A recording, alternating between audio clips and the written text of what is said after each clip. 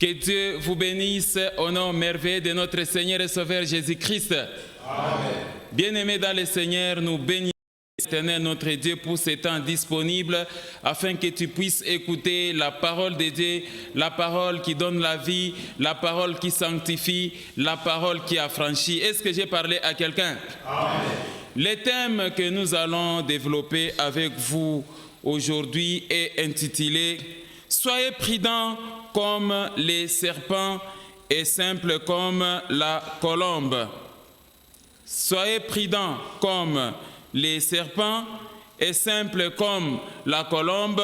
C'est le thème que nous allons voir avec vous. Amen, amen. Amen. Bien-aimés dans le Seigneur, nous voulons par cet enseignement mettre un accent particulier sur les instructions données par notre Seigneur et Sauveur Jésus-Christ à ses disciples avant de les envoyer sur le terrain pour aller prêcher la parole de Dieu. Est-ce que j'ai parlé à quelqu'un? Jésus-Christ a donné les instructions aux 12 disciples avec pouvoir de ressusciter les morts, avec pouvoir de chasser les démons, avec pouvoir de purifier les lépreux. Mais Christ leur a dit, soyez prudents comme des serpents et soyez simples aussi comme la colombe. Amen, amen. Laisse-moi vous préciser, mes frères et sœurs, que prier pour les autres, ce n'est pas une tâche facile. Administrer une guérison, administrer une délivrance, vous mettre ensemble afin de délivrer quelqu'un, par exemple, qui est possédé par les démons, ce n'est pas un travail facile. Quelqu'un comprend ça? Amen. Et Jésus-Christ lui-même, étant conscient de cette situation, c'est ainsi qu'il va d'abord donner à ses disciples le pouvoir d'abord de chasser les démons, le pouvoir de ressusciter les morts, le pouvoir d'utiliser son nom. Mais au-delà de ça, il a ajouté encore beaucoup d'autres instructions. Parmi les instructions qu'il a ajoutées, c'est que soyez prudents comme les serpents, soyez simples aussi comme la colombe. Amen, amen. Amen. Si vous savez que vous n'avez pas ce pouvoir-là d'utiliser le nom de Jésus afin de chasser les démons, il ne faut pas vous hasarder. Quelqu'un comprend ça? Amen. Délivrer quelqu'un, ça nécessite être spirituellement mûr, ça nécessite de marcher dans la sanctification. Il faut donc être doté de ces pouvoirs par Jésus-Christ. Lisons un peu le livre de Matthieu, chapitre 10, au verset 1. Vous allez comprendre quelque chose. La Bible dit ceci. Puis, ayant appelé ses 12 disciples, il leur donna le pouvoir de chasser les esprits impurs et de guérir toute maladie et toute infirmité. Quelqu'un comprend ça? C'est Jésus qui donne le pouvoir. Et c'est la vie dans la sanctification, la vie de forte prière, la vie d'abandon des péchés qui peut amener un disciple d'être capable d'utiliser le nom de Jésus et les démons vont prendre fuite et la guérison peut être manifeste. Quelqu'un comprend ça? Amen. Il faut être en communion avec Dieu pour prétendre délivrer quelqu'un. Il faut être en communion avec Dieu pour prétendre chasser les démons. Quelqu'un comprend ça? Amen. Donc, si quelqu'un s'hasarde de chasser les esprits ou de guérir, de délivrer quelqu'un qui est tourmenté par les esprits alors qu'il mène une vie en désordre, celui-là c'est un aventurier. Quelqu'un comprend ça? Amen. Quand vous constatez dans vos assemblées que celui qui dirige votre église, celui qui dirige le groupe d'intercession, il fait beaucoup de miracles, il fait beaucoup de prodiges. Mais dans l'entretemps, vous apprenez, oh, le voilà avec une femme d'autrui. Le voilà en train de dévierger des petites filles dans l'église. Mais il fait des miracles. Celui-là, il ne les fait pas au nom de Jésus. Il utilise le nom de Jésus, mais c'est un mysticisme. Amen, amen, amen. Il est dans le mysticisme. Quelqu'un comprend ça? Amen. Oui, parce que Jésus-Christ lui-même nous a prévenu que plusieurs viendront à mon nom. Plusieurs diront que c'est à ton nom qu'on a fait ceci. Alors Jésus lui-même, il dit, je ne les ai jamais connus. Est-ce que j'ai parlé à quelqu'un? Des fois, les gens se trompent en utilisant les versets qui disent que non, l'Éternel ne se répand pas de ses dons et de ses grâces. Pas dans le domaine d'opération des miracles. Là, c'est dans le domaine de la voix. Si le Seigneur t'a donné une bonne voix, même si tu marches dans la vie des péchés, tu vas toujours continuer à chanter bien. Amen, amen. Là, c'est dans les domaines des talents. Mais quand vous entrez dans les domaines des signes, des prodiges, des miracles, dans les domaines des prophétisés, on ne prophétise jamais en menant une vie de péché. Est-ce que j'ai parlé à quelqu'un? Vous allez dire non, malgré que notre serviteur marche dans la vie des péchés, des débauches, Dieu continue à l'utiliser puissamment. C'est faux. Est-ce que j'ai parlé à quelqu'un? Dieu n'exauce pas les pécheurs. Quand quelqu'un ne marche plus selon la parole, lui, il a cessé de le oindre. Et Dieu va se taire par rapport à ce qu'il fait. Il va faire quel miracle en marchant dans la débauche? Il va donner quelle prophétie? Vous allez dire que non, Dieu ne se répand pas de ses dons et de ses grâces. Ça, c'est un mauvais argument. Est-ce que j'ai parlé à quelqu'un? Alors, mes frères et sœurs, dans le cas où vous trouvez quelqu'un en train de faire des prodiges et des miracles, Jésus lui-même nous a prévenu qu'il y aura des faux prophètes, des faux serviteurs, des apôtres des ténèbres déguisés en apôtres des lumières. Ils feront des prodiges et des miracles au point que les élus seront même séduits. Ne sois pas séduit par ça. Quelqu'un comprend ça? Nous, on n'est pas impressionnés par l'opération des miracles. Et donc, ici, je voulais donc vous expliquer, mes frères, qu'être dans les services d'intercession, ce n'est pas un jeu. Dans les départements d'intercession, on n'a pas besoin des chrétiens aventuriers. Quelqu'un comprend ça? On n'a pas besoin des chrétiens impudiques. On a besoin des vrais chrétiens parce que administrer la délivrance, c'est trop dangereux. Voilà pourquoi Christ, avant d'envoyer ses disciples, il leur a donné le pouvoir de chasser les démons, d'utiliser son nom. Mais il a ajouté, soyez prudents comme les serpents et simples comme la colombe. Est-ce que quelqu'un comprend ça? Amen. Lisons un peu le livre de Matthieu chapitre 10, le verset 16. Vous allez voir l'image que Jésus-Christ nous présente. Je disais encore qu'on a eu. Matthieu, lisons d'abord Matthieu chapitre 10 plutôt. Matthieu chapitre 10, les versets 7 à 8. La Bible dit ceci. Allez, prêchez et dites, le royaume des cieux est proche.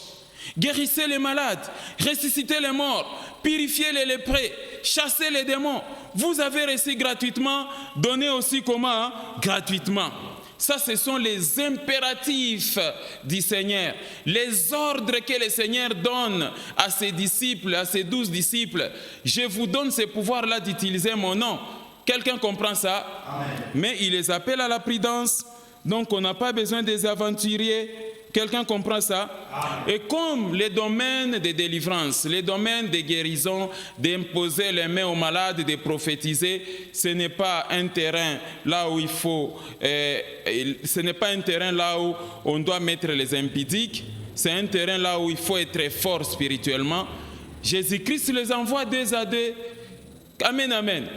Parce qu'il sait que l'union fait la force. C'est comme ça qu'il les a envoyés deux à deux, de manière à ce que deux forces réunies, que les chrétiens puissent vraiment opérer les miracles en utilisant le nom de Jésus. Et le nom de Jésus est puissant sur les lèvres d'un chrétien qui ne marche pas dans l'impudicité, qui ne marche pas dans les péchés. Quelqu'un comprend ça? Amen. Sinon, vous allez utiliser le nom de Jésus, ça sera un nom sans effet. Si vous ne marchez pas dans la sanctification, le nom de Jésus sera comme un nom de n'importe quel nom. Ce qui donne la force au nom de Jésus-Christ, c'est votre vie sanctifiée. Quelqu'un comprend ça? Amen. Et Jésus-Christ leur a donné cette instruction. Soyez prudents comme les serpents et simples comme la colombe. Lisons Matthieu chapitre 10, le verset 16. Vous allez voir cette instruction-là. Est-ce que j'ai parlé à quelqu'un? Regardez bien la beauté des Écritures. Regardez. Voici, je vous envoie comme des brebis au milieu de loups. Soyez donc prudents comme des serpents et simples comme les colombes. Amen, amen. Voilà donc la parole de Dieu, elle est très claire. Pourquoi? Parce que les chrétiens peuvent être devant un fou. Le propriétaire de ce fou-là ne vous laissera pas tranquille. Voilà la raison pour laquelle il dit « Je vous envoie comme des brebis au milieu des loups ». Vous trouvez quelqu'un qui est malade. En tant que serviteur de Dieu, équipe d'intercession, vous voulez prier pour ce monsieur-là qui est malade ou cette dame qui est malade. Les gens qui ont jeté des maladies dans les royaumes des ténèbres ne vous laisseront pas tranquilles. Amen, amen. Amen. Quelqu'un comprend ça? Amen. Oui. C'est un combat à être dans les services d'intercession. C'est pourquoi, toi les jeunes hommes qui m'entends là, ne t'hasarde pas d'imposer les mains aux gens. Toi les serviteurs qui m'entends là, il ne faut pas t'hasarder d'imposer les mains aux gens, de commencer à prophétiser, de commencer à faire des miracles, alors que tu n'es pas affermi dans les choses de Dieu. Il y avait des exorcistes ambulants à Jérusalem qui étaient en train de chasser des esprits au nom de Jésus. Et les esprits qui étaient dans l'homme ont dit, nous connaissons Jésus, nous connaissons Paul, et toi, qui es-tu? Amen, amen. Amen. Les esprits là que vous chassez alors que vous êtes en communion rompue avec Dieu, peuvent se tourner contre vous. Amen, amen. Amen. Voilà pourquoi Jésus dit, soyez prudents comme les serpents et simples comme la colombe. Amen. Amen. Regardez un peu l'image que notre Seigneur et Sauveur Jésus-Christ donne quand il dit, je vous envoie comme des brebis au milieu de loups. Soyez prudents comme les serpents et simples comme la colombe. Vous voyez la position du serpent quand il est en danger. Amen, amen. Vous voyez la colombe. Voilà ce que je vais vous expliquer. Pourquoi notre Seigneur et Sauveur Jésus-Christ a utilisé cette image. Soyez prudents comme les serpents, soyez simples comme la colombe. Amen, amen.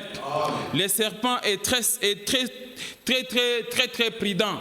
Et ici nous parlons serpent non pas comme l'image du diable, mais nous expliquons ici la prudence du serpent comme une bête naturelle que l'Éternel a créée et comment cette bête se comporte. Amen, amen. Amen. Donc ici il ne s'agit pas de serpent symbole du diable, mais serpent comme animal. Est-ce que j'ai parlé à quelqu'un? Alors, pour sa bonne compréhension, notre partie et notre enseignement sera subdivisé en 3 parties. Voici les 3 parties essentielles de notre enseignement.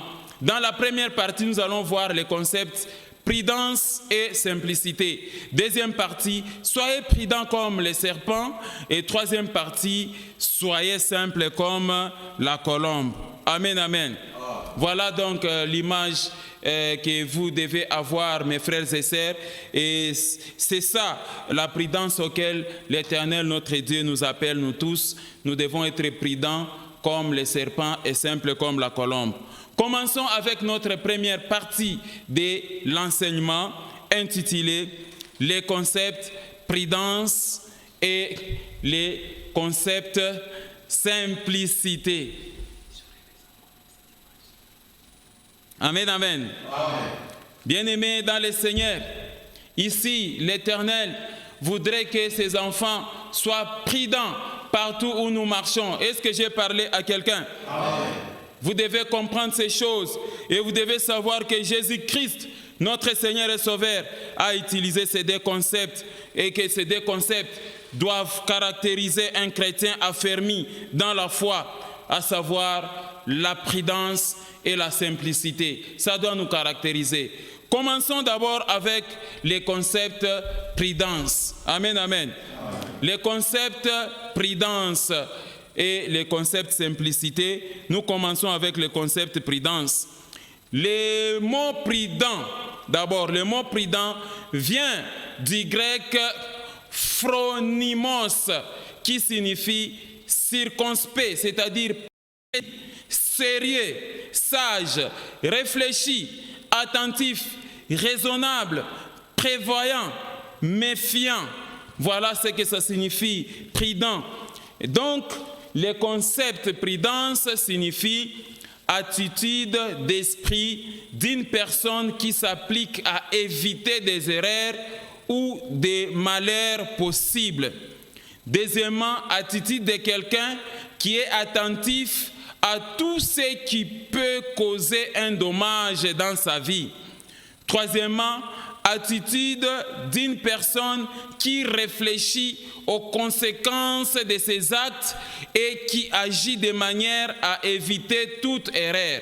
C'est ça le mot prudence. Est-ce que j'ai parlé à quelqu'un?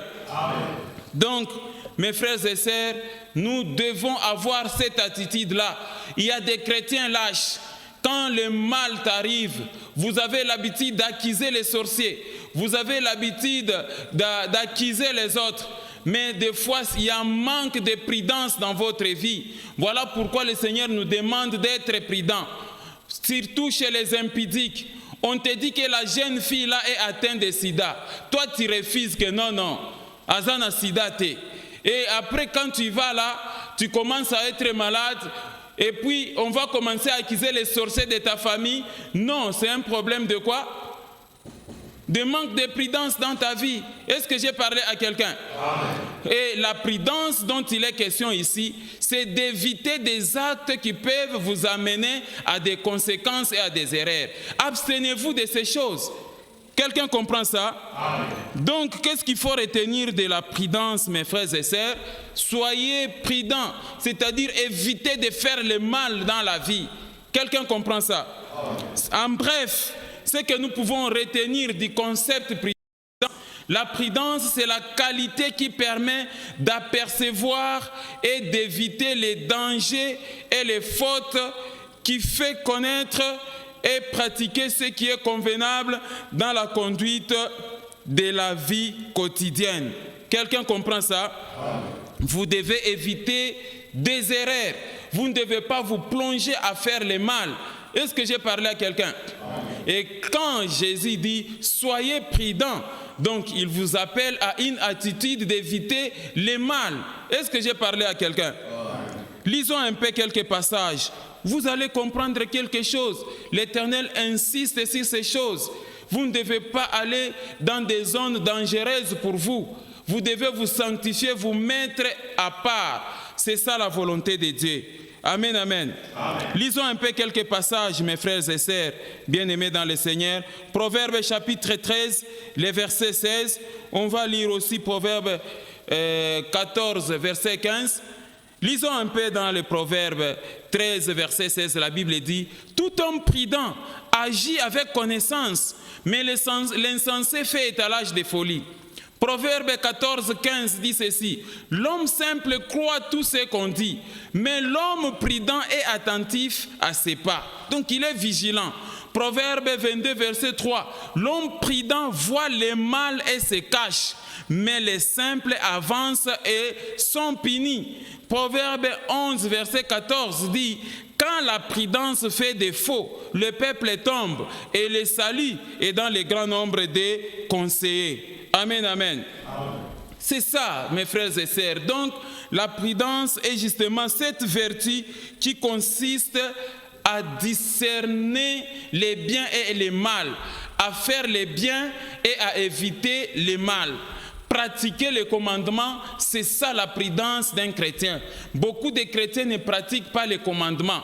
Quand les conséquences arrivent, vous accusez les sorciers et vous courez derrière des serviteurs pour qu'on aille vous tromper par des prophéties. Et les faux prophètes qui vous voient dans cette situation-là vous donnent, vous vaccinent avec des prophéties de terreur. Je vois un serpent dans ton ventre. Je vois les flèches du royaume des ténèbres en train de percer ton ventre. Je vois on te met dans les cercueils. Les faux prophètes là, ils ne voient pas les conséquences de vos péchés. Ils ne voient pas un prophète incapable de dire que non, si tu as cette maladie ici, c'est ton imprudence. Si tu es tombé dans cette situation, c'est ta bouche là, tu es allé parloter n'importe quoi. C'est parce que tu es allé t'affronter avec un sorcier. C'est ça. Les prophètes ne savent pas donner des raisons. Ils disent consultation prophétique. Mais dans leurs yeux là, c'est pour voir seulement les sorciers et non pas voir les conséquences des péchés de l'individu lui-même. Est-ce que j'ai parlé à quelqu'un? Vous devez donc prendre des dispositions afin d'éviter les conséquences du mal. Vous devez vous préserver afin de jouir du bien-être. Est-ce que j'ai parlé à quelqu'un? Vous devez avoir cette attitude-là d'esprit à éviter les erreurs et que les malheurs n'arrivent pas dans votre vie. Quelqu'un comprend ça? Passons au concept simplicité. Passons à notre petit B, le concept simplicité. Le mot simple vient du grec akakos, qui signifie sans fraude ou artifice, inoffensif, libre de culpabilité, ne craignant pas le mal de la part des autres, innocent, avoir la franchise. Et le mot simplicité vient du grec Aplotes, qui signifie simplicité, sincérité, sans détour, honnêteté mentale, la vertu de celui qui n'a pas de prétention et d'hypocrisie, caractère de quelqu'un, de son comportement qui évite des complications, caractère de ceux qui se présentent sous une forme dépouillée, sans luxe, facile à comprendre, à exécuter ou à utiliser, non égoïste, ouverture de cœur, se manifestant par la générosité. Amen, amen. Voilà ce que ça signifie la simplicité. Alors vous comprenez quand le Seigneur dit « Soyez prudents comme le serpent et simples comme la colombe ». Ici, la simplicité est exigée de la part des chrétiens. Est-ce que j'ai parlé à quelqu'un? Lisons un peu Actes chapitre 2, le verset 46. Vous allez comprendre quelque chose. Regardez, là c'est tous les chrétiens après la Pentecôte. Ils étaient chaque jour tous ensemble assidus au temple. Ils rompaient les pains dans les maisons et prenaient leur nourriture avec quoi? Avec joie et simplicité de cœur. Amen, amen. Amen. Ces versets, mes frères et sœurs, insistent sur la simplicité du cœur. Aujourd'hui, on a des chrétiens, quand vous les piétinez seulement comme ça, il éclate. Il a un cœur bouillant. Il suffit que vous essayez de les provoquer un peu, automatiquement ils commencent à injurier. Il n'y a pas de simplicité de cœur. Amen, amen. On voit même des bagarres dans l'église. Qu'est-ce qui ne va pas? Non, la sœur telle et maman telle se sont bagarrées sérieusement. Même les chaises de l'église ont été cassées. Pourquoi? Il n'y a pas de simplicité de cœur chez certains chrétiens. Amen, amen. Qu'est-ce qui ne va pas? Non, on a juste fait des reproches aux serviteurs, au pasteur. Le pasteur est sorti très fâché, il a grondé tout le monde.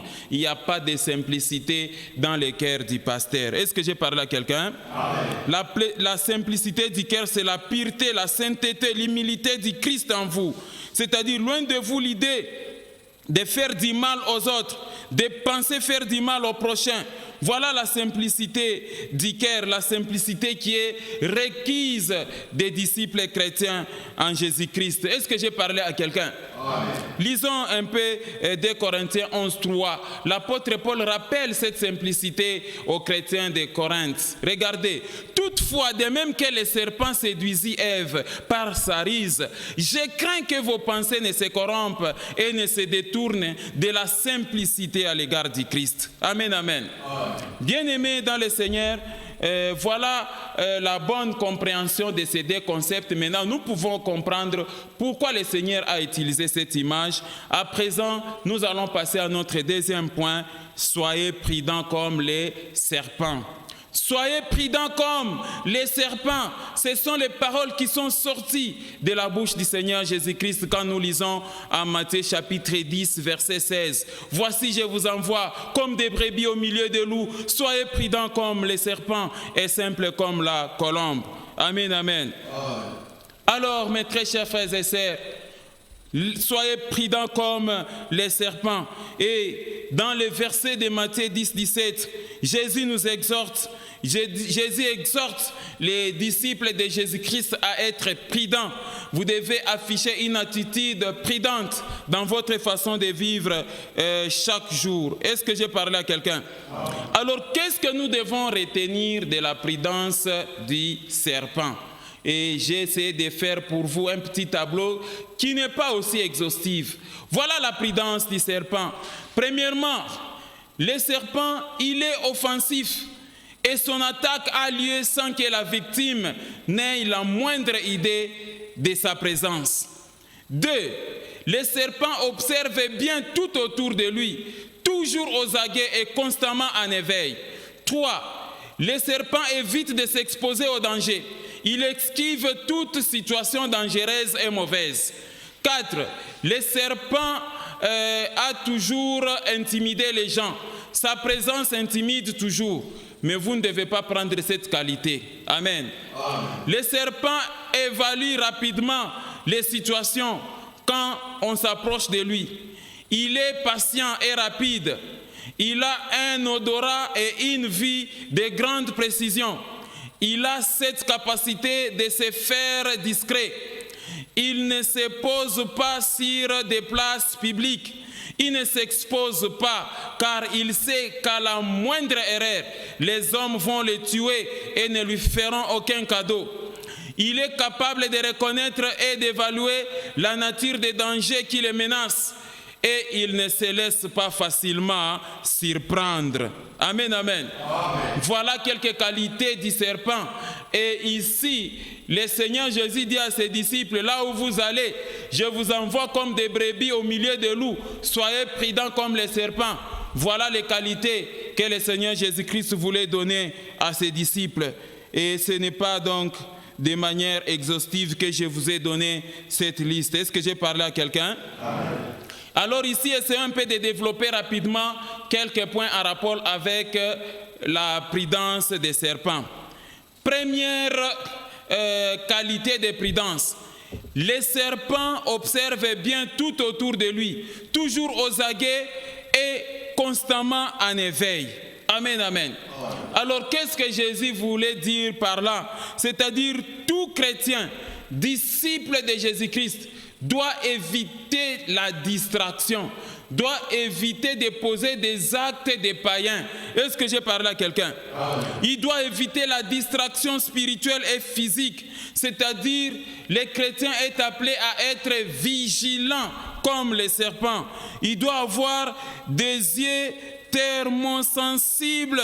Est-ce que quelqu'un comprend ça? Donc nous aussi, nous devons être toujours aux aguets et constamment en éveil. Nous devons discerner les biens et les mal. Savoir que le mal que je vais faire, voilà les conséquences qui peuvent arriver. Quelqu'un comprend ça? Amen. Lisons un peu les Écritures. Dieu nous demande de veiller sur nous-mêmes et de veiller même sur les autres. C'est la prudence. Est-ce que j'ai parlé à quelqu'un? C'est la prudence des serpents, spirituellement et physiquement. Nous devons veiller. Quelqu'un comprend ça? Commençons avec Matthieu chapitre 26, le verset 41. La Bible dit, veillez et priez afin que vous ne tombez pas dans la tentation. L'esprit est bien disposé, mais la chair est faible. Donc là, Jésus voulait dire aux disciples, là où vous allez sur terrain, n'oubliez pas la prière. Amen, amen. Regardez Deutéronome chapitre 4, verset 9. Seulement, prends garde à toi-même et veille attentivement sur ton âme tous les jours de ta vie, de peur que tu n'oublies les choses que tes yeux ont vues et qu'elles ne sortent de ton cœur. Enseigne-les à tes enfants et aux enfants de tes enfants. Amen, amen.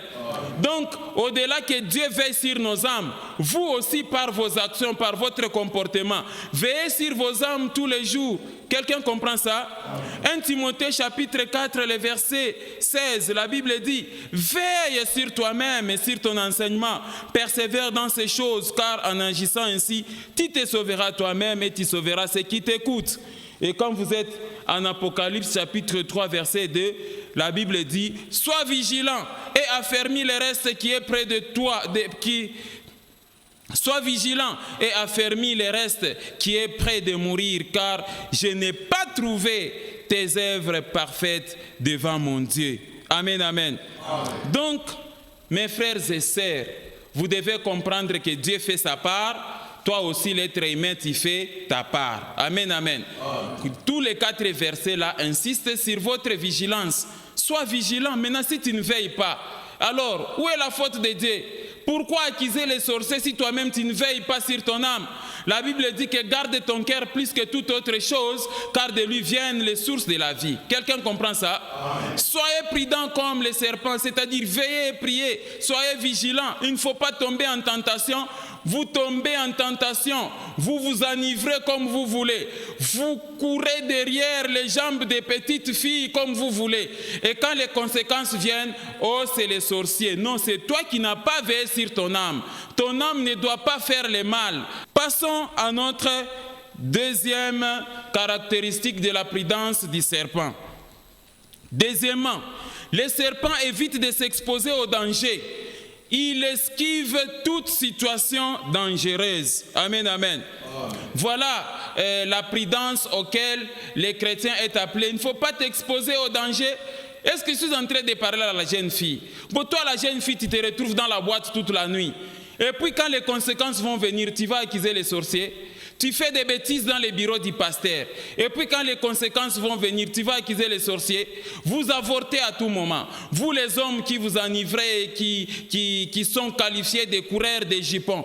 Partout là, c'est la vie impudique. En cas de conséquences, vous allez accuser les sorciers ou bien c'est votre imprudence. C'est votre imprudence. Est-ce que j'ai parlé à quelqu'un? Alors, bien-aimés dans le Seigneur, sachez que le serpent a toujours évité les dangers. Le serpent a toujours évité de s'exposer aux dangers. C'est la même chose aussi avec toi, chrétien. Tout chrétien prudent ne s'expose pas aux dangers et il évite des problèmes avec les gens. Aujourd'hui, on a des chrétiens qui ont des problèmes avec les autres. Les dettes, vous ne remboursez pas. Vous vous engagez dans des relations amoureuses et vous n'honorez pas les engagements. Vous changez d'une église à une autre. Vous êtes des imprudents, donc n'importe quelle conséquence du royaume des ténèbres peut vous atteindre. Il faut faire attention. Est-ce que j'ai parlé à quelqu'un? Un chrétien prudent évite des problèmes avec les autres. Est-ce que j'ai parlé à quelqu'un? Lisons un peu des passages, vous allez comprendre. Vous devez éviter le mal. Proverbe chapitre 27, le verset 12, la Bible dit ceci. L'homme prudent, les chrétiens prudents, voient le mal et se cachent. Les simples avancent et sont punis. Et Job chapitre 36, le verset 21, la Bible dit, garde-toi de te livrer au mal, car la souffrance t'y dispose. Amen, amen. Amen. Voilà, est-ce que mes frères et sœurs, les versets ne sont pas clairs? Donc évitez d'accuser. Je sais que les sorciers aussi vous font du mal, mais des fois il y a les mal qui arrivent, c'est vous-même qui avez créé ces choses. On doit vous faire voir ça. Garde-toi de faire le mal car la souffrance s'y dispose. Et non pas à chaque fois, oh non, il y a un problème de blocage. C'est la sorcellerie, c'est la guerre de la famille, oh c'est ceci, tout ça. Mais les chrétiens oublient le mal qu'ils font.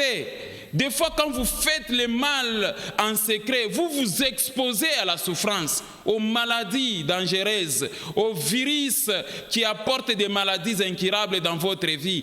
Veillez sur votre âme, mes frères et sœurs. C'est un enseignement de repentance que je vous donne afin que vous changiez de conduite. Est-ce que j'ai parlé à quelqu'un? Vous vous exposez vous-même au danger et vous accusez les sorciers. Quand vous fumez trop là, vous détruisez vos poumons. Quand vous buvez trop là, c'est-à-dire vous vous exposez à la cirrhose des foies, au taux de sucre qui peut monter dans votre corps à tout moment. Quand vous rentrez tardivement à la maison, vous êtes adultère, vous vous exposez à des maladies sexuellement transmissibles que les médecins n'ont pas de solution. Est-ce que j'ai parlé à quelqu'un? Vous pouvez attraper facilement le sida. Vous pouvez facilement attraper, comment on appelle ça, syphilis. Je ne sais pas moi, il y a beaucoup de mauvaises maladies. Il y a des êtres humains qui se promènent avec des maladies dans leur corps. Mais quand vous, la jeune fille, vous vous exposez, ou vous, les jeunes hommes, vous vous exposez, et le dimanche, vous êtes avec nous en train de prier et d'adorer, c'est une perte de temps. Est-ce que j'ai parlé à quelqu'un? Amen. Je reviendrai encore sur ces choses et j'insisterai. Troisième prudence des serpents. Les serpents ne s'exposent pas sur les places publiques, car il sait qu'à la moindre erreur, les hommes vont le tuer et ne lui feront aucun cadeau. Amen, amen. Donc, mes frères et sœurs, ici, il faut éviter de vous retrouver dans certains milieux. Surtout là où vous êtes recherché pour qu'on vous tue. Surtout là où les gens vous haïssent. Vous ne devez pas être dans ces milieux-là. Est-ce que j'ai parlé à quelqu'un? Évitez d'approfondir des relations avec les gens qui vous haïssent, avec les gens qui ne vous aiment pas. Évitez de les côtoyer régulièrement. Est-ce que j'ai parlé à quelqu'un? Si vous évoluez avec un groupe de gens qui vous haïssent, sachez-le bien qu'à la moindre escarmouche, vous êtes ramassés comme une mèche dans la soupe. Ils sont prêts à vous tuer. C'est pourquoi veillez sur votre âme. Priez Dieu pour qu'il vous montre les états d'âme des gens avec qui vous collaborez. Quelqu'un comprend ça? Amen. Un chrétien, ce n'est pas celui qui s'approche avec n'importe qui. Retirez-vous de ceux-là qui vous haïssent. Amen, amen, amen. Beaucoup de gens sont morts, beaucoup de gens sont enterrés, ils ont laissé leurs femmes et leurs enfants. Pourquoi? Parce que vous êtes dans les sillages des gens qui ne vous aiment pas, mais vous forcez des relations. Est-ce que j'ai parlé à quelqu'un? Ne forcez jamais des relations, sinon vous allez mourir vite. Quelqu'un comprend ça? C'est comme ça que parmi les instructions, Jésus a dit, là où on ne vous recevra pas, retirez-vous, n'entrez pas dans cette maison, secouez même la poussière de vos souliers. Quelqu'un comprend ça? Donc retirez-vous du milieu dangereux et de la mauvaise compagnie. Quelqu'un comprend ça? Lisons un peu quelques versets. Lisons Jean chapitre 11, versets 53 à 54. C'est l'exemple de Jésus. Regardez, dès ce jour, ils résolurent de le faire mourir. C'est pourquoi Jésus ne se montra plus ouvertement parmi les Juifs, mais il se retira dans la contrée voisine du désert, dans une ville appelée Ephraïm. Et là, il demeurait avec ses disciples. Pourquoi? Parce que les Juifs cherchaient à les faire mourir. Amen, amen. Regardez en Jean chapitre 7, le verset 1. Après cela, Jésus parcourait la Galilée car il ne voulait pas séjourner en Judée. Pourquoi? Parce que les Juifs cherchaient à les faire mourir. Amen, amen. Vous êtes quel type de chrétien qui allait seulement, qui se rendait seulement dans des milieux là où on cherche à vous tuer? Est-ce que j'ai parlé à quelqu'un? Quand tu es une femme d'autrui, là, tu sors avec un mari d'autrui. C'est la tombe que tu creuses toi-même. Qu'on ne dise pas que non, ce sont les sorciers qui ont creusé la tombe pour toi. Est-ce que j'ai parlé à quelqu'un? Quand tu es cet homme-là, tu es malade, on te dit arrête maintenant avec l'ambiance. Mais toi, tu continues l'ambiance. Quelqu'un comprend ça? Les ambiances nocturnes et journalières, les infidélités au foyer, des gens qui ne sont jamais fidèles. Alors pourquoi vous vous êtes mariés? Vous vous mariez sans comprendre le mariage, c'est quoi? Amen, amen. Des infidélités, les femmes déconnent, les hommes déconnent, des bruits tous les jours dans votre maison. Il n'y a pas de paix dans votre maison. C'est de l'imprudence ça. Est-ce que j'ai parlé à quelqu'un? Et Jésus était très prudent. Là où on l'haïssait, là où on cherchait à les tuer, il prenait fuite. Quatrième qualité du serpent. Amen, amen. Les serpents évaluent rapidement les situations dangereuses quand on s'approche de lui et prend des dispositions. Amen, amen. Le serpent ne minimise jamais les dangers. Le serpent a toujours été prudent. Et la prudence du serpent ici réside dans l'évaluation de l'environnement, les dangers et la prise de position. Est-ce que j'ai parlé à quelqu'un?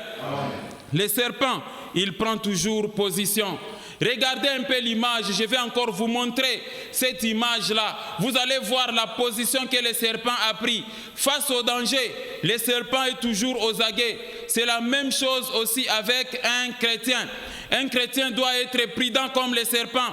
Quand le serpent est devant un danger, il prend tout son corps, il le roule autour de lui et il lève sa tête et il commence à regarder à gauche, à droite et il protège tout son corps. Est-ce que quelqu'un a vu l'image? Vraiment, Dieu nous appelle à la prudence des serpents. Est-ce que j'ai parlé à quelqu'un? Lisons un peu Jean chapitre 8, versets 58 à 59. Jésus leur dit, en vérité, je vous l'ai dit, avant qu'Abraham fît, je suis. Là-dessus, ils prirent des pierres pour les jeter contre lui. Mais Jésus fit quoi? Il se cacha et il sortit du temple. Amen, amen. C'est ça la prudence. On cherche à vous menacer quelque part. On cherche à vous agresser quelque part. Mais il faut se cacher, il faut prendre fuite. Est-ce que j'ai parlé à quelqu'un? Quand tu vois, toi la jeune fille, un papa mari d'autrui en train de te draguer, prends fuite. La Bible dit fouiller quoi? L'impudicité. Quand tu vois, même si c'est ton pasteur, il commence à te déshabiller dans son bureau. Prends fuite, ma fille. Est-ce que j'ai parlé à quelqu'un? Le temps me manque de donner beaucoup de commentaires. Allons au cinquième prudence du serpent. Le serpent est capable de reconnaître et d'évaluer la nature et les dangers qui le menacent. Amen, amen. Donc, c'est la même chose avec toi, les chrétiens. Tu dois marcher avec discernement, savoir la nature et les origines de tes combats en tant que chrétien. Il faut savoir le combat vient d'où. Il ne faut jamais se tromper de cible. Tu peux dire que ta maman est sorcière alors que ce n'est pas ta maman, c'est quelqu'un d'autre. Amen, amen.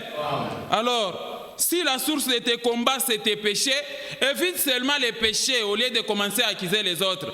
Parce que quand tu provoques un mari d'autrui, la propriétaire là de ce mari-là risque de te faire du mal. Amen, amen. Si tu es ce mari-là aussi qui est en train de déranger la femme d'autrui, le propriétaire de cette femme-là, il suffit seulement qu'il commande la foudre en brousse.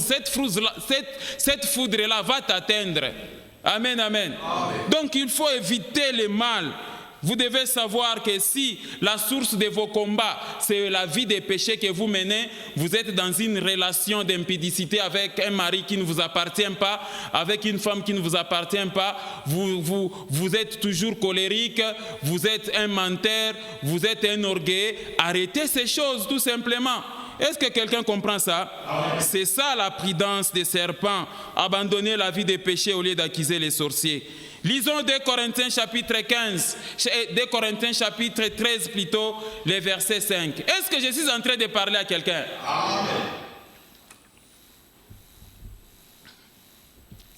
La Bible dit, examinez-vous vous-même pour savoir si vous êtes dans la foi.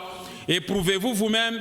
Ne reconnaissez-vous pas que Jésus-Christ est en vous, à moins peut-être que vous ne soyez réprouvés. Amen. Hein? Amen. Donc là, on vous demande d'avoir de la prudence. Quelqu'un comprend ça? Amen. Donc, il y a plusieurs natures de dangers qui menacent la vie des humains.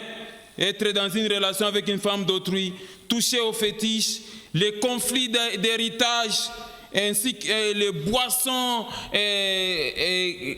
boissons alcoolisées que vous prenez à l'excès, toutes ces choses-là, l'orgueil de la vie, les mensonges, créer des problèmes chez vos prochains, et ne pas bien gérer votre foyer, tout ça, ça crée des problèmes. Est-ce que j'ai parlé à quelqu'un? Sixième mode de prudence du serpent. Le serpent a un odorat et une vie de grande précision et il ne se laisse pas facilement surprendre. Amen, amen. La prudence du serpent exige que les chrétiens puissent avoir des visions de loin, que les chrétiens puissent avoir des révélations, que Dieu lui parle. Les chrétiens doivent être attentifs à ce que Dieu lui dit. Ça ne fait pas, tu ne fais pas. Ça fait, tu fais. Amen. Amen. Et on devait avoir dans nos églises des vraies prophéties.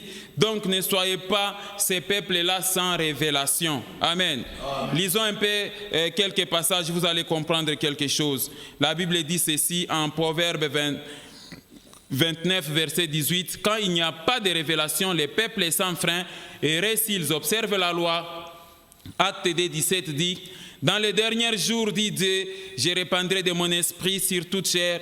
Vos fils et vos filles prophétiseront, vos jeunes gens auront des visions et vos vieillards auront des songes. Amen. Amen. Donc, bien-aimés dans le Seigneur, que Dieu nous aide, que Dieu aide nos églises à avoir des vrais prophètes, pas des prophètes qui prophétisent seulement la sorcellerie et les fétiches, qui prophétisent seulement les pièges, les filets, les serpents. Je vois les cercueils sur ta tête, je vois le combat de ta famille, on t'a volé des choses, ceci, tout ça. Est-ce que c'est ça maintenant la prophétie? Prophétiser, c'est ce que ça signifie. Commencer à raconter des dangers qui se passent dans les vies des gens. On cherche à te tuer. Oh, je vois que non, on a mis un cercueil sur ta tête. C'est ça, prophétiser ça? Ça, ce n'est pas prophétiser. Ce sont des prophéties de terreur. Amen, amen. Amen. Donc, vous devez comprendre ces choses, mes frères et sœurs. Dieu est capable de nous montrer des choses. Il dit, appelle-moi, je te montrerai les choses cachées. Et enfin, septième prudence du serpent, avant de passer à notre dernière partie. Le serpent est patient, rapide et offensif. Il a aussi la capacité de se faire discret. Amen, amen. Ça, c'est la prudence des serpents. Bien-aimés dans le Seigneur, vous devez être discret. Vous devez mener une vie quand même de discrétion. Aujourd'hui, on a des chrétiens qui aiment vraiment des réseaux. Tu es à Dubaï, allez, tu vas poster pour que tout le monde sache que tu es à Dubaï. Tu es à Paris, tu veux que tout le monde sache ta vie. Quand tu amènes tes enfants à l'école, tu postes là, vous postez seulement. Et quand les combats arrivent dans votre vie, vous allez dire que c'est le sorcier, mais c'est toi-même qui expose ta vie. Amen. Amen. Le serpent, il est patient, il est rapide et il a la capacité de se faire discret. Quand tu construis une maison, tu termines aux fêtes d'inauguration de la maison. Quand tu achètes une voiture, allez, tu postes ça. Quand tu es enceinte, allez, tu postes ça sur ton statut. Quand tu as mis au monde, allez, les bébés sur les statuts. Vous trouvez ça normal? Quel chrétien indiscret? Est-ce que j'ai parlé à quelqu'un? Alors, je voulais changer un peu ma façon de prêcher ici en tant que chrétien. Vous ne devez pas vous caractériser à faire du mal dans la discrétion. Amen, amen. Dans votre vie secrète, là, quand vous faites beaucoup de mauvaises choses, la conséquence du point de vue physique, c'est le mal qui va se manifester dans vos vies. Lisons un peu 2 Rois chapitre 17, verset 9. Vous allez comprendre. Les enfants d'Israël firent en secret contre l'Éternel leur Dieu des choses qui ne sont pas bien. C'est la même chose avec toi, il ne faut pas faire des choses qui ne sont pas bien en secret. Ils se bâtirent de hauts lieux dans toutes leurs villes, depuis les tours des gardes jusqu'aux villes fortes. Amen, amen. C'est ça le problème. Les chrétiens de nos jours, même les serviteurs, sont des hypocrites de double face. Je ne parle pas de tous les serviteurs, je parle de certains. C'est-à-dire, nous montrons la face des chrétiens, mais dans l'entretemps, la deuxième face la plus mauvaise, c'est la face païenne qui est cachée devant tous. Est-ce que j'ai parlé à quelqu'un? Passons à notre dernière partie de l'enseignement, mes frères, pour terminer notre dernière partie. Jésus nous dit, soyez simples comme la colombe. Et il dit en Matthieu 10, verset 16, « Voici, je vous envoie comme des brebis au milieu des loups. Soyez prudents comme les serpents et simples comme la colombe. » Amen, amen. Oui, on nous demande la simplicité de la colombe. Soyez prudents comme les serpents et simples comme la colombe. Et ici, je vais essayer de vous donner pourquoi Jésus demande à ses 12 disciples d'être simples comme la colombe. Quelle est la simplicité que nous pouvons tirer de la colombe? Amen, amen. La liste n'est pas exhaustive. Vous pouvez ajouter 1. La présence de la colombe n'intimide pas. Deuxièmement, la colombe est inoffensive et douce. La colombe n'aperçoit pas les dangers. Ça, c'est une mauvaise qualité. Il ne faut pas prendre ça. La colombe peut se poser devant un prédateur. C'est une mauvaise qualité. Il ne faut pas prendre ça. Amen. La colombe, elle est naïve. Elle a toujours un plumage blanc, symbole de la pureté. Ça, il faut prendre. Une colombe, c'est la force de l'humilité. Une colombe, elle est amie de la propreté. Une colombe a horreur de la saleté. Elle s'attache facilement à l'être humain. Amen, amen. Voilà, on a terminé avec soyez prudents comme les serpents. Maintenant, soyez simples comme la colombe. Vous avez vu la liste, elle n'est pas exhaustive, mais on a y à ramasser quand même quelques qualités. Commençons avec la première qualité de la colombe. Amen, amen. La colombe a toujours un plumage blanc. C'est le signe du Saint-Esprit. C'est le signe de la sanctification et de la pureté. Amen, amen. Bien-aimé dans le Seigneur, toi qui m'entends, quand Jésus dit « Soyez simples comme la colombe », ça veut dire tout simplement, Jésus dit aux 12 disciples ainsi qu'à nous, que comme la colombe, vous devez marcher dans la sanctification. Marchez avec pureté là où vous êtes. Marchez avec la pureté du cœur, loin des péchés, pour mieux accomplir la mission. Est-ce que j'ai parlé à quelqu'un? Donc ne vous hasardez jamais de chasser les esprits, d'imposer les mains aux malades, si vous êtes ces serviteurs-là ou bien ces chrétiens qui marchent dans la vie des péchés ou qui ne pratiquent pas la parole. Amen. Lisons un peu quelques passages, vous allez comprendre quelque chose. 1 Timothée 5, 22. N'impose les mains à personne avec précipitation et ne participe pas au péché d'autrui. Toi-même conserve-toi pur. C'est la pureté de la colombe. Regardez Jacques chapitre 4 verset 8. Approchez-vous de Dieu et il s'approchera de vous. Nettoyez vos mains, pécheurs, purifiez vos cœurs, hommes irrésolus. C'est la simplicité de la colombe. En 2 Corinthiens 7 verset 1, la Bible dit: ayant donc de telles promesses, bien-aimés, purifions-nous de toute souillure de la chair et de l'esprit en achevant notre sanctification dans la crainte de Dieu. Et Matthieu 3,16 dit, dès que Jésus y était baptisé, il sortit de l'eau et voici les cieux s'ouvrir et il vit l'Esprit de Dieu descendre comme une colombe et venir sur lui. Amen, amen. Donc soyez simples comme la colombe signifie purifiez-vous, ayez un cœur pur, ayez des pensées pieuses et abstenez-vous de souillir du monde pour mieux accomplir la mission que Jésus-Christ nous a donnée. Est-ce que j'ai parlé à quelqu'un? Deuxième caractéristique de la simplicité de la colombe. Une colombe est amie de la propreté et elle a horreur de la saleté. Amen, amen. Donc, soyez simple comme la colombe signifie ici être propre devant Dieu et être propre devant les hommes.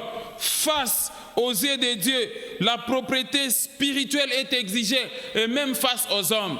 Raison pour laquelle quand nous lisons Ecclésiaste chapitre 9, le verset 8, la Bible dit « Qu'en tout temps que tes vêtements soient blancs, et que l'huile ne manque point sur ta tête. » Ici, c'est les vêtements spirituels et les vêtements physiques. Est-ce que j'ai parlé à quelqu'un? Donc, un chrétien doit être spirituellement propre et physiquement propre. Être spirituellement propre, c'est-à-dire s'abstenir des souillures du monde. Il ne faut pas toucher aux choses impures. Il ne faut pas toucher aux fétiches. Il ne faut pas commettre les adultères. Est-ce que j'ai parlé à quelqu'un? Et la propreté physique, quelqu'un comprend ça? La propreté spirituelle, s'abstenir de l'impudicité, de l'adultère, s'abstenir des fétiches, de l'occultisme, et s'abstenir de l'idolâtrie, s'abstenir des magies. Il ne faut pas toucher à ces choses. À ce moment-là, nous les verrons nos mains pures devant le Seigneur et nos prières seront exaucées. Amen, amen. Mais quand tes mains là et tes bras embrassent toujours des prostituées, vous ramassez des prostituées n'importe où, vous couchez, vous faites des rapports sexuels avec des inconnus, des femmes que vous ne connaissez pas, vous l'avez seulement croisé la nuit. Alors, voyez les conséquences. Les hommes que vous ne connaissez pas, même si vous les connaissez, mais s'ils ne sont pas des maris de votre alliance ou des femmes de votre alliance, abandonnez ça, sinon vous êtes dans la saleté spirituelle. Est-ce que j'ai parlé à quelqu'un? La propriété physique aussi est exigée, c'est-à-dire l'hygiène du corps physique. Un chrétien doit être propre. Est-ce que j'ai parlé à quelqu'un? Soyez propre physiquement. Apprenez aussi donc à être présentable aux yeux des hommes. Il y a des fois des frères qui ne se lavent pas parce qu'il fait froid. Amen, amen. Est-ce que quand il fait froid, et c'est pour autant que vous ne devez pas vous laver? Non. Est-ce que j'ai parlé à quelqu'un? Dieu nous recommande de prendre soin de notre corps. Nous devons nous laver tous les jours. Quelqu'un comprend ça? D'autres ne se lavent pas sous prétexte qu'ils sont en gêne. Et c'est ça. Est-ce que être en gêne, c'est synonyme de ne pas se laver? Toi, le serviteur, là, quand tu vas à la montagne faire 40 jours, mais tu vas te laver où? À la montagne, il n'y a pas de robinet. Quelqu'un comprend ça? Est-ce qu'on dit que quand vous jeûnez, il faut arrêter aussi de se laver? Lisons un peu Matthieu chapitre 6, versets 16 à 17. Vous allez commencer à dégager des odeurs, on dirait un bouc. Amen, amen. Je disais encore qu'on a où? Matthieu 6, 16 à 17. Lorsque vous jeûnez, ne prenez pas un air triste comme des hypocrites qui se rendent le visage tout défait pour montrer aux hommes qu'ils gênent. Je vous l'ai dit, en vérité, ils reçoivent leur récompense. Verset 17. Mais quand tu gênes, parfume ta tête et lave ton visage. Amen, amen. 60 jours à la montagne sans se laver ni te coiffer pour montrer aux gens que non, tu étais au maquis. Et que maintenant, là, on te voit avec beaucoup de barbe. Tu te laves où? Quelqu'un comprend ça? Donc, c'est vraiment, il dit, c'est le maquis spirituel. Et la femme et les enfants vont vivre comment quand toi, tu vas prendre 40 jours et 40 nuits de prière? Je vois des fois dans les églises 50 jours de jeûne et prière. Toi, les pasteurs, là, 50 jours de jeûne et prière. Tu veux que les chrétiens de ton église souffrent d'estomac? C'est quoi ça? Amen, amen. Ah! 100 jours de jeûne et prière. Passons au troisième point, on y reviendra. Une colombe, c'est la force dans l'humilité. Quelqu'un comprend ça? Une colombe, c'est la force dans l'humilité. Donc, mes frères et sœurs, soyez simples comme la colombe veut dire, trouvez la force dans l'humilité, évitez l'orgueil dans la vie. Quelqu'un comprend ça? Jacques chapitre 4 verset 6 dit que l'Éternel résiste aux orgueilleux, il fait grâce aux humbles. L'Éternel combat les orgueilleux. Et la Bible nous demande d'avoir la pensée qui était en Jésus-Christ, nous humilier comme Jésus-Christ. Quelqu'un comprend ça? Lisons 1 Pierre chapitre 5 verset 6 à 7. Regardez, humiliez-vous donc sous la puissante main de Dieu, afin qu'il vous élève au temps convenable, et déchargez-vous sur lui de tous vos soucis, car lui-même prend soin de vous. Proverbe 22, verset 4 dit, les fruits de l'humilité de la crainte de l'Éternel, c'est la richesse, la gloire et la vie. Amen, amen. Dieu ne travaille pas avec les orgueils, mes frères et sœurs. Si vous voulez marcher avec Dieu, abandonnez l'orgueil dans votre vie. C'est ça la simplicité de la colombe. Quatrième simplicité de la colombe. Une colombe est inoffensive et naïve. Amen, amen. La naïveté et l'inoffensivité dont il est question ici, c'est d'être un chrétien qui évite des problèmes avec les gens. Quelqu'un comprend ça? Soyez simple comme la colombe veut dire, demeurez inoffensif face aux provocations, face aux injures, demeurez inoffensif. Est-ce que j'ai parlé à quelqu'un? Les provocations inutiles, les injustices diaboliques de ce monde, vous devez rester calme. Est-ce que j'ai parlé à quelqu'un? Lisons un peu 1 Pierre chapitre 2 verset 19 à 23. C'est l'exemple de Jésus-Christ. Car c'est une grâce que de supporter des afflictions, conscience envers Dieu quand on souffre injustement. En effet, quelle gloire y a-t-il à supporter de mauvais traitements pour avoir commis des fautes? Mais si vous supportez la souffrance lorsque vous faites ce qui est bien, c'est une grâce devant Dieu. La parole de Dieu est merveilleuse. Verset suivant. Et c'est à cela que vous avez été appelés, parce que Christ aussi a souffert pour vous, vous laissant un exemple afin que vous suiviez cette n'a point commis des péchés, et dans la bouche duquel il ne s'est point trouvé de fraude.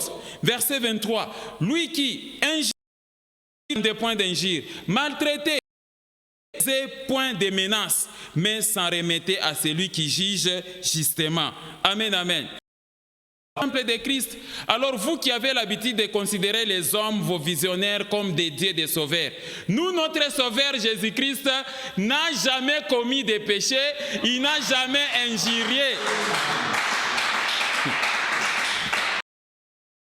C'est ce que j'ai l'habitude de dire. Si réellement le visionnaire de votre église, il s'est présenté devant vous comme sauveur et que vous le croyez, alors qu'il monte à la croix, qu'il soit crucifié, qu'il soit déposé dans une tombe, 3 jours après qu'il ressuscite, 40 jours après qu'il monte au ciel.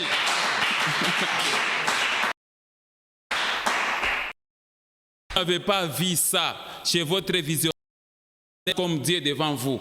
Il n'est pas Dieu, il n'est pas sauveur. Jésus-Christ, c'est celui que nous voulons. Amen. Amen. Il a été tenté en toutes choses sans commettre les péchés.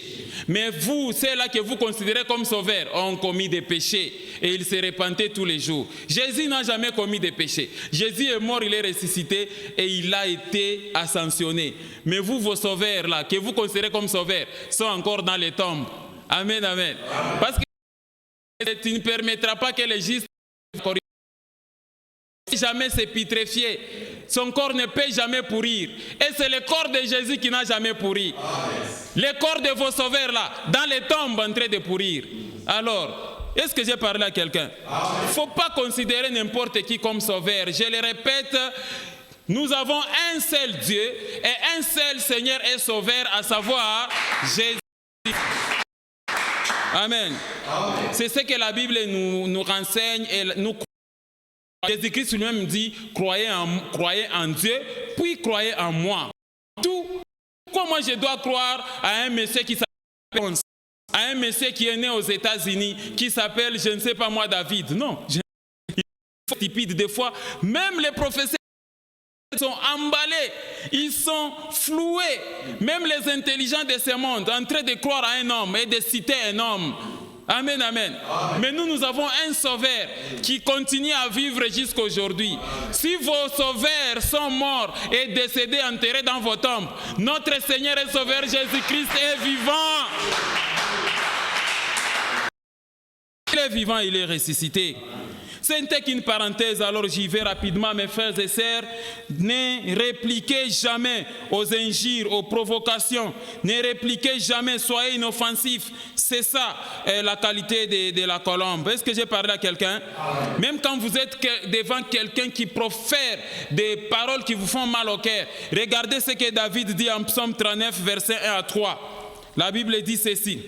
Je disais, je veillerai sur mes voies, de peur de ne pas pécher par ma langue. Je mettrai un frein à ma bouche tant que le méchant sera devant moi. Je suis resté muet dans le silence. Je me suis dit, quoique malheureux, et ma douleur n'était pas moins vive. Mon cœur brûlait au-dedans de moi. Un feu intérieur me consumait et la parole ma langue. Le cœur bouillonne de répliquer, mais toi tu ne répliques pas. C'est ça la colombe. Est-ce que j'ai parlé à quelqu'un? Évitez la vengeance. La colombe ne se venge pas. Évitez de vous venger, de vous échanger de mauvaises paroles. Les prochains, il y a des personnes qui sont mortes comme ça parce que tu t'échangeais des paroles avec un inconnu que tu es un sorcier. Il ramasse tes paroles, il va dans les royaumes des ténèbres et il te tue. Lisons Romains chapitre 12, 17 à 21. Vous allez comprendre quelque chose. La Bible dit ceci.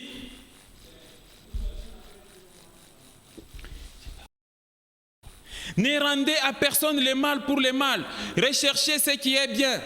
Recherchez ce qui est bien. Recherchez ce qui est bien devant tous les hommes. S'il est possible, autant que cela dépend de vous, soyez en paix avec tous les hommes. Ne vous vengez point vous-même, bien-aimés, mais laissez agir la colère, car il y a la vengeance, à moi la retraite, dit le Seigneur. Amen, amen, amen. Et le verset continue, le verset 20, il dit ceci. Mais si ton ennemi a faim, donne-lui à manger. S'il a soif, donne-lui à boire, car en agissant ainsi, ce sont des charbons ardents que tu amasses sa tête. Ne te laisse pas vaincre par le mal, mais surmonte le mal par les biens. Amen, amen, amen. Voilà, mes bien-aimés, donc, évitez les principes de œil pour œil, dent pour dent. Vous devez Amen. Amen. Évitez la vengeance. Le Seigneur nous interdit la vengeance. C'est ça la Lisons aussi 1 Pierre chapitre 3 verset 9 et 1 Thessaloniciens 5, 14. Regardez. Ne rendez point mal pour le mal, injure pour injure. Bénissez au contraire, car c'est à cela que vous afin d'hériter la bénédiction.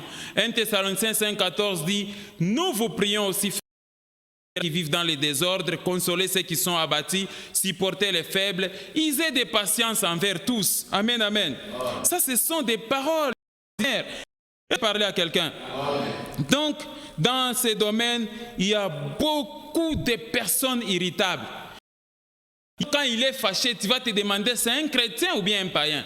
Il y a des personnes, quand elle est en colère, tu te poses la question, c'est un serviteur ou encore c'est un démon en face de moi? Amen, amen. Amen. Vous devez comprendre ces choses.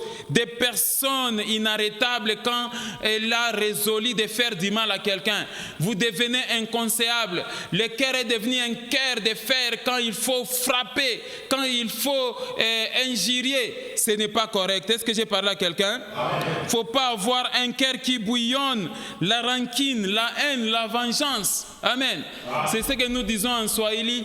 Cette fois-ci, tu te poses la question, on est ou bien Rome Takafujo. Amen. Enfin, notre dernière qualité que nous prêchons, c'est que la colombe est douce et sa présence n'intimide pas. La colombe est douce et sa présence n'intimide pas. C'est notre dernier que nous avons donné. Soyez simples, mes frères et sœurs, comme la colombe. Veut dire que les serviteurs de Dieu, tout comme les chrétiens, doivent être doux et éviter d'intimider les prochains. Tu ne dois pas être ce serviteur-là. Je vais te chasser de l'église et je vais jeter la sécheresse. Tu ne sais pas que c'est à cause de moi que tu es ce que tu es. Le jour où tu quitteras tu vas voir la malédiction qui va arriver. Non, non, soyez simples comme la colombe. Lisons 1 Thessaloniciens chapitre 2, versets 5 à 8, adressés aux serviteurs. Jamais en effet nous n'avons usé des paroles flatteuses. Comme vous le savez, jamais nous n'avons eu la cupidité pour mobile. Dieu en est témoin. Nous n'avons pas cherché la gloire qui vient des hommes, ni de vous, ni des autres, mais nous aurons pu nous produire avec autorité comme apôtres de Christ. Mais nous avons été pleins de douceur, c'est ça la colombe. Au milieu, une nourrice prend un tendre soin de ses enfants. Amen, amen. Amen. Donc ne sois pas ces serviteurs-là qui intimident les fidèles. Dire, je vais jeter la sécheresse dans ta maison, je vais jeter les maladies, amène les actions de grâce vite, si tu n'amènes pas, tu vas voir ce qui va t'arriver. Les jours où je vais arrêter de prier pour toi, ce qui va arriver dans ta vie, ça ce sont des menaces inutiles. Est-ce que j'ai parlé à quelqu'un? Alors mes frères et sœurs, lisons les derniers passages pour vous donner la recommandation. Lisons Colossiens 3, 12, 4, 5. Puis nous allons terminer avec la recommandation. Colossiens chapitre 3, le verset 12. Ainsi donc, comme des élus de Dieu saints et bien-aimés, revêtez-vous d'entrailles, de miséricorde, de bonté, d'humilité, de douceur et de patience. Philippiens 4, 5. Que votre douceur soit connue de tous les hommes, le Seigneur est proche. Amen, amen. Quelles sont les recommandations du Seigneur pour terminer cet enseignement, mes frères et sœurs? Une seule recommandation. Est-ce que quelqu'un comprend ça? Regardez l'image, mes frères et sœurs, que je vais vous enseigner avant de la dernière recommandation. Quand le Seigneur dit, soyez prudents comme les serpents et simples comme la colombe. Les serpents et regardez la colombe. Ainsi la Bible dit, soyez prudents les serpents est simple comme la colombe. Alors, quelle est la dernière recommandation au vu de cette image? Nous revenons donc en 1 Pierre, et plutôt en chapitre 10, verset 16. Ainsi, je vous envoie comme des brebis au milieu. Soyez prudents comme les serpents et simples comme les colombes. Brebis, image ou signe de la pureté, de l'innocence et des sacrifices. Loup, image, signe de la méchanceté, de l'agression, de la violence et de la sauvagerie. Serpent, signe de prudence et de la malignité. Colombe, signe et image du Saint-Esprit, de la douceur, de la sanctification ainsi que la pureté. Amen, amen. Amen. Voilà donc, mes frères et sœurs, ce que je voulais vous donner comme enseignement. Que Dieu vous bénisse au nom de notre Seigneur et Sauveur Jésus-Christ. Que Dieu vous bénisse. Voilà l'enseignement. Que Dieu vous bénisse. Restez fermes. Soyez prudents comme les serpents et comme la colombe. Amen.